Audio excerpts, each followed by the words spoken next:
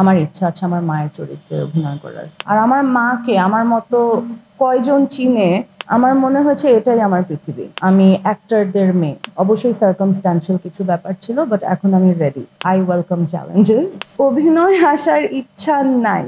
I am very camera শাই। ছোটবেলা থেকে আমার মনে হয়েছে, যেহেতু আমার বাবা মা দুইজনই চলচ্চিত্রের অ্যাক্টার্স ছিলেন, আমার মনে হয়েছে এটাই আমার পৃথিবী।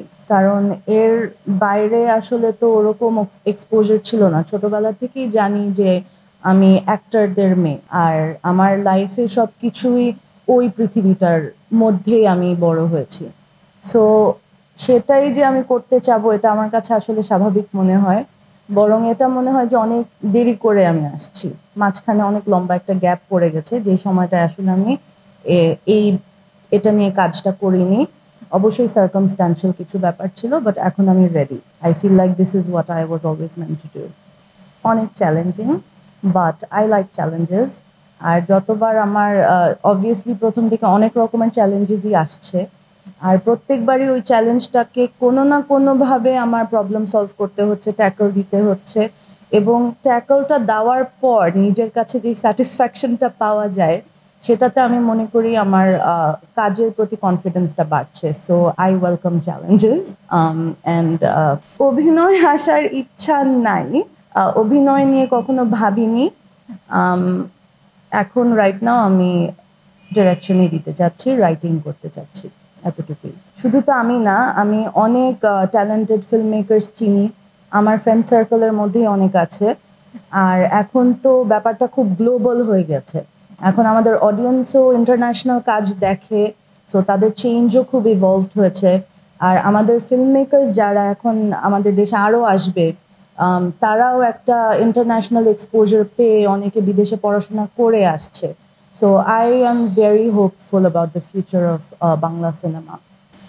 আমি আসলে অ্যাক্টিংটা আমার খুব I am very shy, I am very camera shy. In fact আপনাদের ক্যামেরার সামনেই আমার একটু শাই লাগছে। সো ওরকম সাহস আমি আই ডোন্ট নো আমার কোনোদিনও হবে কি না, যে আমি একটা সিনেমায় ওই ক্যামেরার সামনে নিজেকে ওভাবে প্রেজেন্ট করব।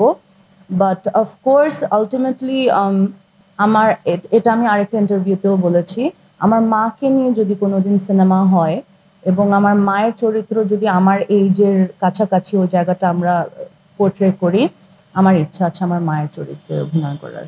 আগেন আমি ওটা নিয়ে একদমই চিন্তা করিনি, বাট যেহেতু এখন অনেকে এই প্রশ্নটা আমাকে করছে, সেহেতু আমি ওই একই অ্যান্সারটা দিচ্ছি, যে আমার মাকে নিয়ে যদি হয় তাহলে because not because I want to act, but because I believe in the authenticity of portraying a character.